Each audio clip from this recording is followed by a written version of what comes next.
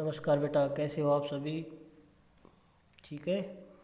स्वागत है आपका फिर से अपनी ऑनलाइन क्लासेस के अंदर। आज हम पढ़ रहे थे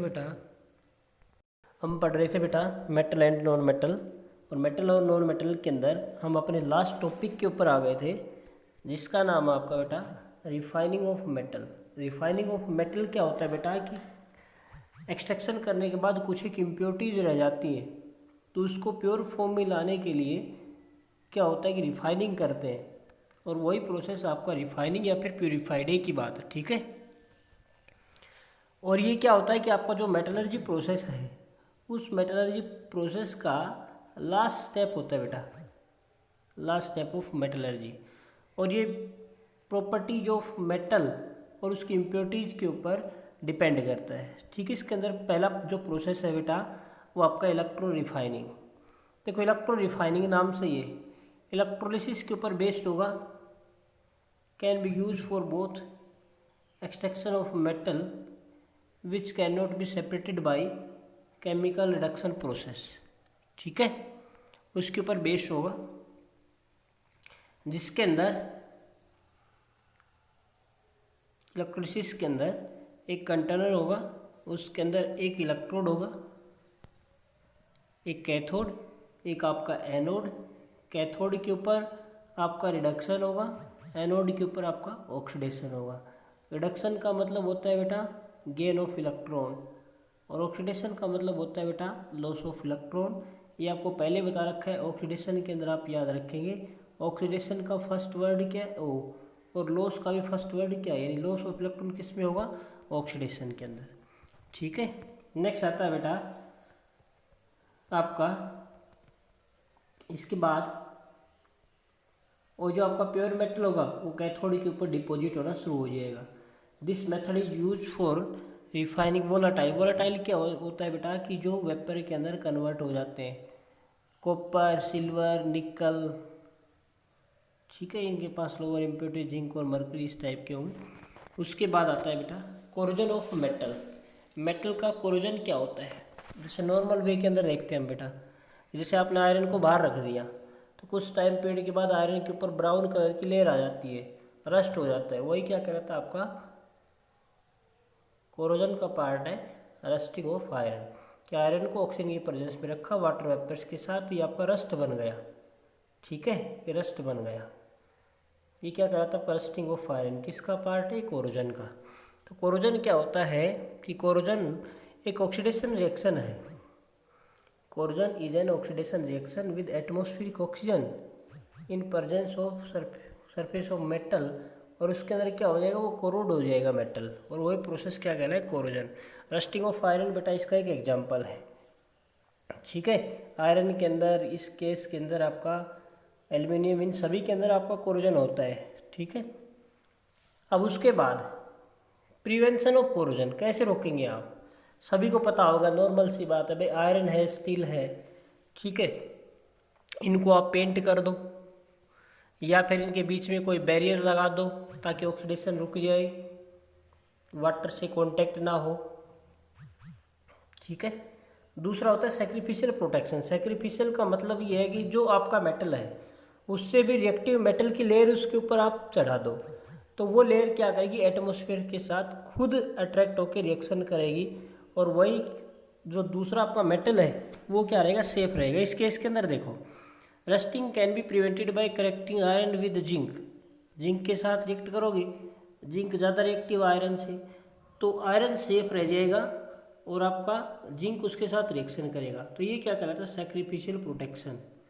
ठीक है, इसमें more active protection metal preference. Iron के ऊपर जब जिंक की लेयर चढ़ाई जाती है तो वो प्रोसेस कहलाता है galvanization. That process is known as galvanization. Iron के ऊपर जिंक की लेयर चढ़ाना। उसके बाद अलॉय कर दो, दूसरे मेटल के साथ मिक्स कर दो, तो उस केस में भी आपका क्या होगा? कोरोजन रुक जाएगा। Non rusting alloy. ठीक है। स्टेनलेस स्टील क्या है? इसका एग्जाम्पल है। ठीक है, आपका स्टेनलेस स्टील बेटा एग्जाम्पल है अलॉय का। ठीक है। उसके बाद गैल्वेनाइजेशन मैंने बता ही दिया। क्या होता है, कोटिंग होती है आयरन के ऊपर किसका, जिंक का, वो क्या कहलाता है, गैल्वनाइजेशन कहलाता है। इससे आपका रस्टिंग रुक जाएगा। नेक्स्ट है इलेक्ट्रोप्लेटिंग।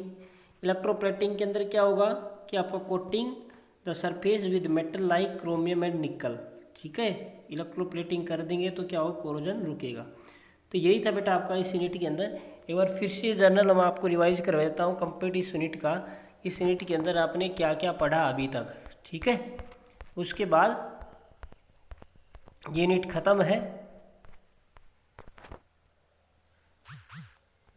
देखो बेटा, इंट्रोडक्शन पार्ट के अंदर आपने पढ़ा था शुरुआत के अंदर कि भाई आपका लगभग 118 एलिमेंट प्रेजेंट है पीरियोडिक टेबल के अंदर, 92 जिसके अंदर नेचुरली ऑकरिंग है, ठीक है, 80 के आसपास आपके मेटल्स हैं। रूम टेम्परेचर के ऊपर आपके नॉन मेटल गैसेज हैं, ब्रोमीन है जिसका एक एक्सेप्शनल केस है, ठीक है। अर्थ क्रस्ट के अंदर मोस्ट अबंडेंट आपका ऑक्सीजन है जो 50% के आसपास क्या करता है, कंटेन करता है अर्थ क्रस्ट का, ठीक है। उसके बाद आपने पोजीशन पढ़ा था, ये आपका पोजीशन है, ये आपके हैं मेटल्स, और ये जो आपके ब्लैकिश कलर के ये आपके नॉन मेटल्स, और आपका ये क्या आपका, ये आपका मेटलॉइड, ठीक है।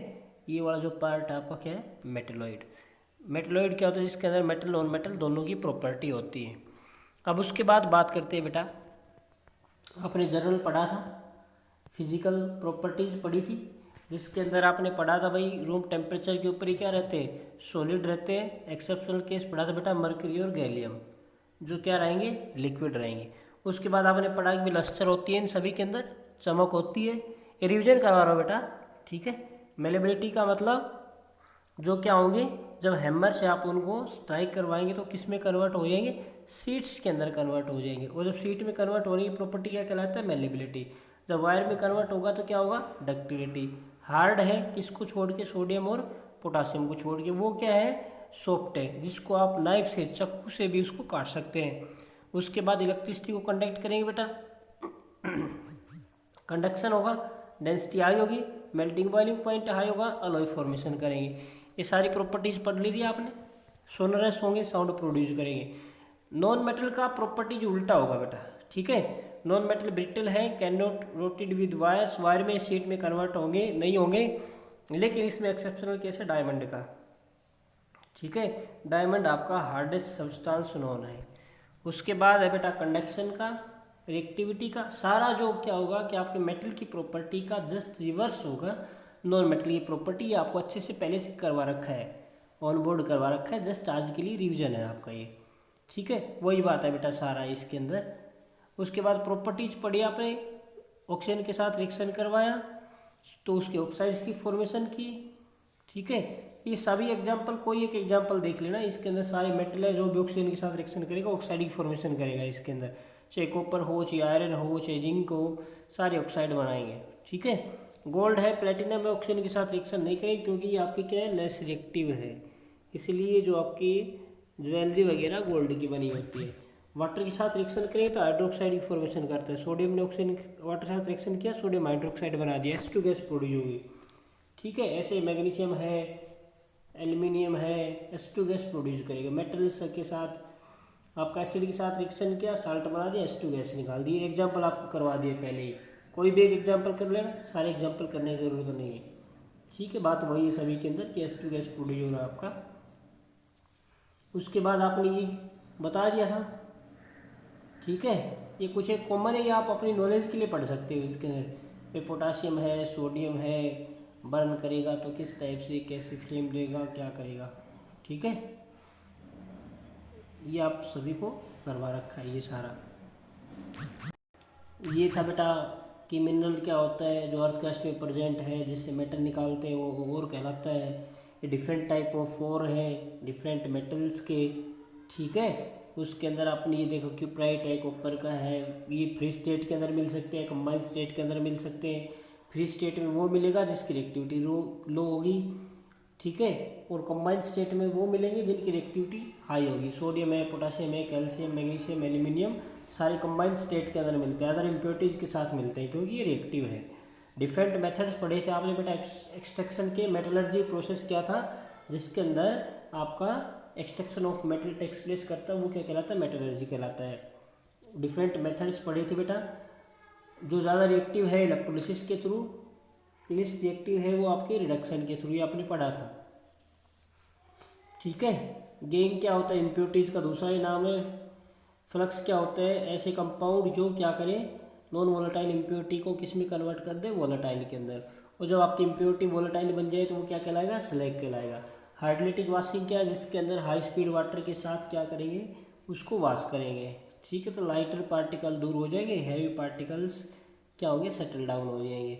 फ्रोथ फ्लोटेशन के अंदर क्या था, ऑयल डालते हैं। इसका प्रिंसिपल है कि और पार्टिकल्स को कौन वेट करेगा, ऑयल करेगा, और इम्प्योरिटीज को कौन करेगा, वाटर करेगा।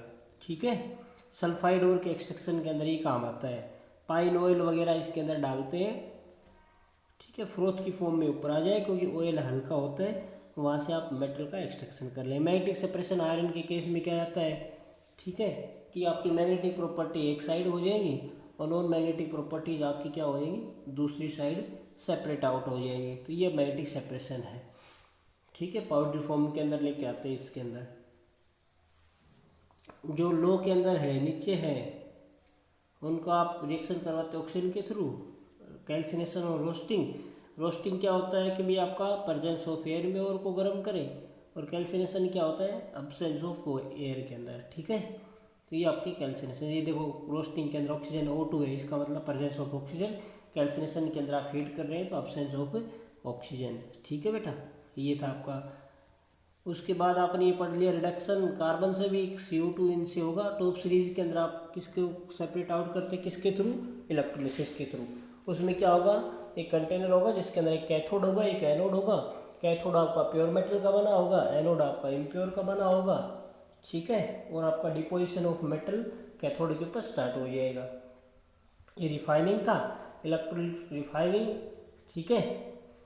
और उसके बाद ये कोरोजन क्या होता है, और प्रिवेंशन मेथड्स, ये आपको बताई दिया है। ठीक है। तो एक बार अच्छे से पढ़ लेंगे। उसके बाद हम कल इसके NCERT और आगे का प्रोसेस स्टार्ट करेंगे। थैंक यू, धन्यवाद।